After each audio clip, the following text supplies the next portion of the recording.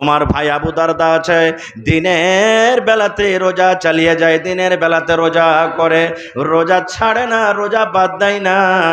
এক মাস তো রমজান মাসের রোজা রাখে, এক মাস পর আরো যেগুলা পাক দিন রয়েছে, যে সমস্ত দিনে আল্লাহ রোজা রাখার হুকুম করেছেন, ওই নফল রোজা চালিয়ে যায়, নফল রোজা করে। এবার ভাই তুমি জানো, যারা রোজা করে, রোজার হালাতে নিজের বেবের সাথে মিলতে পাবে না, না পাবে? পাবে না। রোজার হালাতে বেবের সাথে মিলতে পাবে না।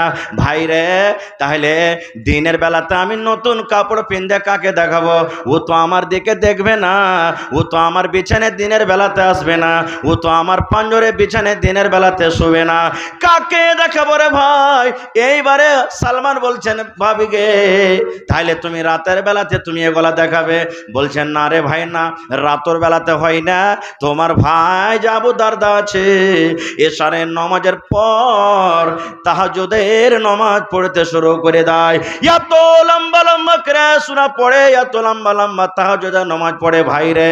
এই নামাজ পড়তে পড়তে পড়তে পড়তে পড়তে ফজরের আজান পর্যন্ত হয়ে যায়। এবার ফজরের পর এবার জানো তুমি, আবার সেই পরার দিনের রোজা চালু হয়ে গেল। তাহলে দিনের বেলাতে রোজা করে আর রাতের বেলাতে ও তাহাজ্জুদের নামাজ পড়ে পড়ে দিন রাতটা কাটিয়ে দেয়। তাহলে ভাই তুমি কাকে বলো? আমি কাকে দেখাবো? কে আমার সাজন দেখবে? আমি কার সামনে সেজে থাকবো? তখন বলছে এটাই কথা না তো? হ্যাঁ।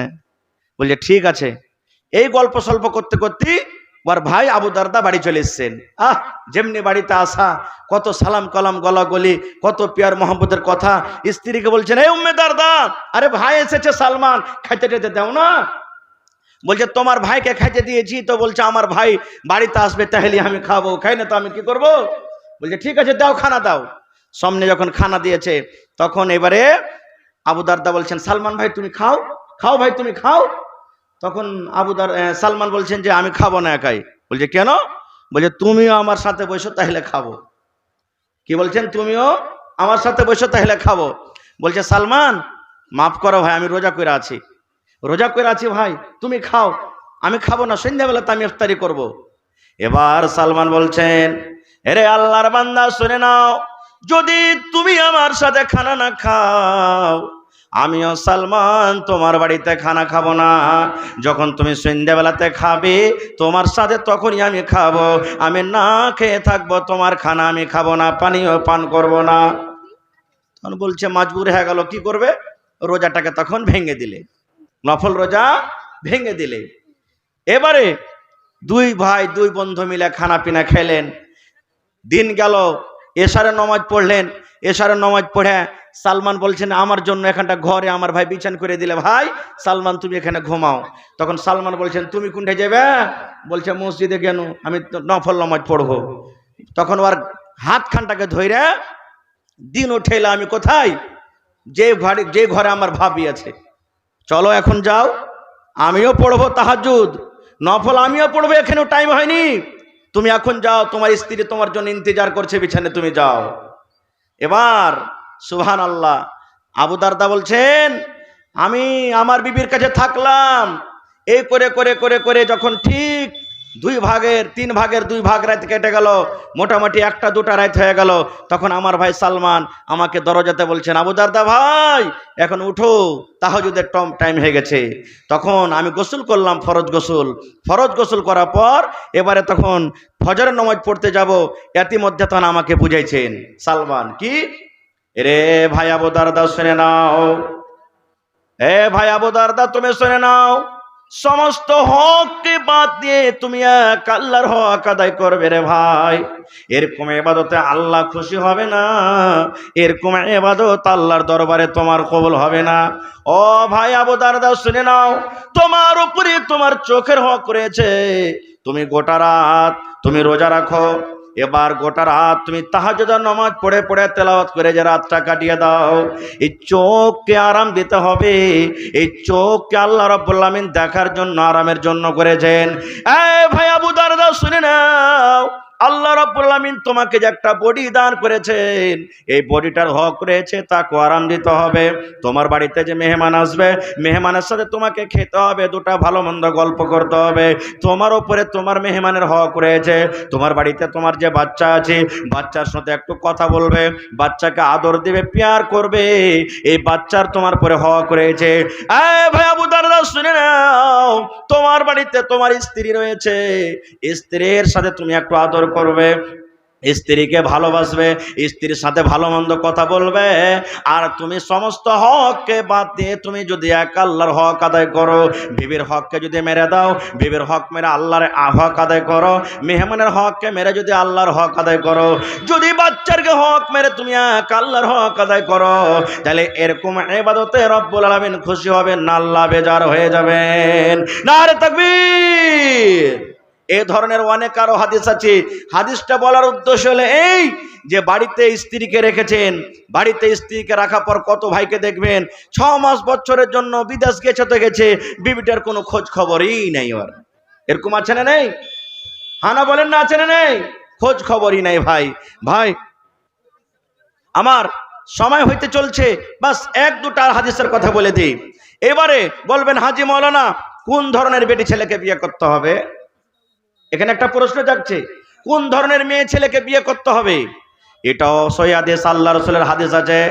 আল্লাহ রাসূল বলেছেন উম্মত তুনকাহুল মারাতু লিআরবাইন, মেয়েদেরকে রাসূল বলেছেন আমার উম্মতরা শুনে নাও, রাসূল বলেছেন তুনকাহুল মারাতু লিআরবাইন, যে বেটি ছেলেকে বিয়ে করবে 4খানা গুণ দেখে তাকে বিয়ে করবে। আল্লাহ রাসূল বলেছেন মেয়েদেরকে বিয়ে করা হয় 4খানা গুণ দেখে। 1 নম্বরে গুণ রাসূল বলেছেন লে মালেহা, উম্মতরে যখন তুমি বিয়ে করবে, যখন তুমি যে বেটি ছেলেকে দেখতে যাবে, দেখার সাথে সাথে দেখো প্রথম নম্বরে তার কাছে মাল আছে কিনা, তার কাছে গাড়ি আছে কিনা, তার বাপের কাছে টাকা আছে কিনা, মাল আছে কিনা, গাড়ি আছে কিনা, বাড়ি আছে কিনা। রাসূল বলেছেন 1 নম্বরে তুমি মাল দেখো। 2 নম্বরে রাসূল বলেছেন ওয়ালে হাসাবে হা, তার বংশ দেখো, তার ঝাড় দেখো, তার বংশ কেমন, খানদান কেমন। 3 নম্বরে রাসূল বলেছেন উম্মত ওয়ালে জামালে হা, যাকে তুমি বউ করে নিয়ে আসবে 3 নম্বরে দেখো দেখতে সুন্দর আছে কিনা, দেখতে ভালো আছে কিনা, দেখতে চিকন আছে কিনা।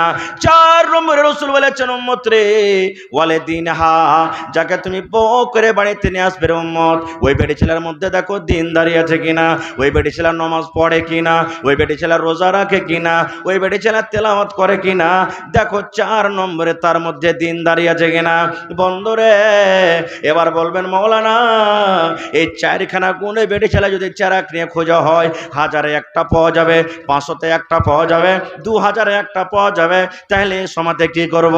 আল্লাহ রাসূল বলেছেন উম্মতরিন ফাজফার বিজাতিদ দ্বীন, দিনদারি মেয়ে ছেলেকে তুমি তারজিহ দাও। যদি তার বাবার মাল না থাকে চলবে, মেয়েটা গরিব ঘরের চলবে, তার বংশ যদি ছোট হয় তাও চলবে, দেখতে কালো হয় তাও চলবে, ঠোঁট মোটা হয় তাও চলবে, নাক মোটা হয় তাও চলবে। আল্লাহ রাসূল বলেছেন 4 নম্বরে উম্মত ফাজফার বিজাতিদ দ্বীন, তার মধ্যে দিনদারি আছে, নামাজ পড়ে, রোজা রাখে, মহিলা তেলাওয়াত করে, 5 ওয়াক্তের ভালোভাবে নামাজ পড়ে, তার মধ্যে দিনদারি আছে, দিন বুঝে, শরীয়ত বুঝে। আল্লাহ রাসূল বলেছেন ওই দিনদারি মেয়ে ছেলেকে তুমি পছন্দ করো, ওই দিনদারি মেয়ে ছেলেকে তুমি তারজিহ দাও, ওই দিনদারি মেয়ে ছেলেকে তুমি বাড়িতে বউ করে নিয়ে এসো। নারে তাকবীর। এবার বলবেন মাওলানা দিনদারি যদি বউ বাড়িতে নিয়ে আসি তাহলে আমার কি লাভ আছে? আল্লাহ রাসূল সাল্লাল্লাহু আলাইহি ওয়াসাল্লামের একটা হাদিস শুনের বন্ধু, আল্লাহ রাসূল বলেছেন উম্মত আদ-দুনিয়া কুল্লুহা মাতা ওয়া খায়রু মাতা'id দুনিয়া আল মারআতুস সালিহা। আল্লাহ রাসূল বলেছেন উম্মত রে, জমিনের উপরে আকাশের তলাতে যত দামি জিনিস রয়েছে, যত সোনা রয়েছে এটা দামি জিনিস, যত চাঁদের জিনিস রয়েছে এটা দামি জিনিস, যত হীরা মুক্তামঙ্গা রয়েছে এটা দামি জিনিস, একদিকে রেখে দাও, আর তোমার নেককার স্ত্রীকে তুমি একদিকে রেখে দাও। আল্লাহ রাসূল বলেছেন উম্মত দুনিয়ার সমস্ত দামি দামি জিনিস থেকে আল্লাহ রাব্বুল আলামিনের কাছে দামি মাল, দামি সম্পদ হলো আল মারআতুস সালিহা, একটা নেককার স্ত্রী, একটা নেককার নারী। নেককার স্ত্রীকে বাড়িতে নিয়ে আসবেন, বড় বড় মুসিবত থেকে আপনাকে আল্লাহ তাবারাক ওয়া তাআলা বাঁচিয়ে নেবেন, আপনার মুসিবতে সাথ দেবে। বলবেন কেমন করে মাওলানা? বাস একটা হাদিস, বাস এই হাদিসটা শেষ করব। বিষয়টা এমন আছে 2-3 ঘন্টা বললো শেষ হবে না। নেককার স্ত্রী যদি বাড়িতে নিয়ে আসবেন কি আপনার লাভ আছে? মুসলিম শরীফ জিল সানিতে একটা হাদিস আছে, আল্লাহ রসুল একদিন মসজিদে বসে আছেন, আপনারা যেমন বসে আছেন, সাহাবায়ে কেরাম নামাজ পড়ে মসজিদে বসে আছেন, ইতিমধ্যে একজন মেহমান রসুল কাইসা বলছেন, ইয়া রাসূলুল্লাহ, আজ রাত্রে আপনার বাড়িতে থাকবো, কুটুমতালি করব। কে বলছেন? একটা মেহমান এসে, নবীজি আজ রাত্রে আপনার বাড়িতে মেহমান দাঁড়ি করব, আপনার বাড়িতে থাকবো আমি। এবার নবীজি তো জানেন না যে আমার বাড়িতে খাবার আছে কি নাই। একজন সাহাবীকে বলছেন যে, গো আমার বাড়িতে কুটুম এসেছে, দেখো তো একটা লোককে যাও তো আমার বাড়িতে একটু খবর নেও যে বাড়িতে খাবার আছে কিনা। খবর নেওয়া হলো, একে একে একে একে সমস্ত বিবিধ বাড়িতে খবর নেওয়া হলো। কি উত্তর হলো জানেন? রে আল্লাহর নবীর সাহাবীরা শুনে নাও, নবীকে বলে দাও বাড়িতে মেহমান এসেছে, মেহমানকে খাবার লাগবে। রে আল্লাহর নবীর সাহাবী শুনে নাও, আল্লাহ রসুলকে এটা মেসেজ দিয়ে দাও, আল্লাহ রসুলকে এটা খবর দিয়ে দাও, আজ রাত্রে নবীর বাড়িতে শুধু পানি রয়েছে, পানি ছাড়া নবীর বাড়িতে অন্য কোনো খাবার নাই, শুধু পানি।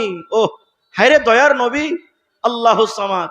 মায়েশা রাদিয়াল্লাহু তাআলা আনহা, একটা বুখারী সাহেবের হাদিস আছে, নিজের বহিন বেটাকে বলছেন, বেটা রে দুই মাস নবীর বাড়িতে আমরা কাটিয়ে দিয়েছি রে বেটা, বাড়িতে পেট ভরে কোনোদিন খেতে পাইনি, বাড়িতে দুই মাস পর্যন্ত আখা চুলা জ্বলেনি যে কিছু রান্না বান্না করব, ঘাঁটি বানাবো, রুটি বানাবো, মাংস রান্না করব, এগুলা পাইনি আমরা। তখন মায়েশা বলছেন, আমার বোনের বেটা আমাকে বলছেন, হাগে খালা, দুই মাস যদি চুলা না জ্বলেছে তো তোরা কি খেতে গেছিলি? প্রশ্ন করবে না?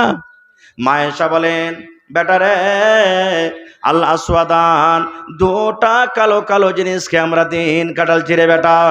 এক নম্বরে রসুল বলেছেন, এক নম্বরে মায়েশা বলেন, বেটা রে, আত্মামার খাজুর, একটা কবে ভাগে পেয়েছে, কবে দুটা পেয়েছে, কবে তিনটা পেয়েছে।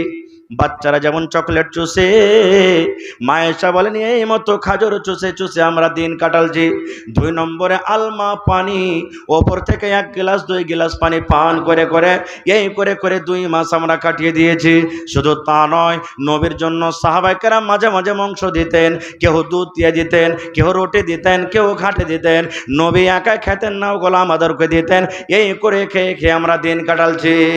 ওরে আল্লাহ, সমস্ত বিবিদের বাড়ি থেকে একটা উত্তর এলো, ও আল্লাহ নবীর সাহাবী, নবীকে বলে দাও আজ রাত্রে নবীর বাড়িতে শুধু পানি আছে, পানি ছাড়া অন্য কোনো খাবার নাই।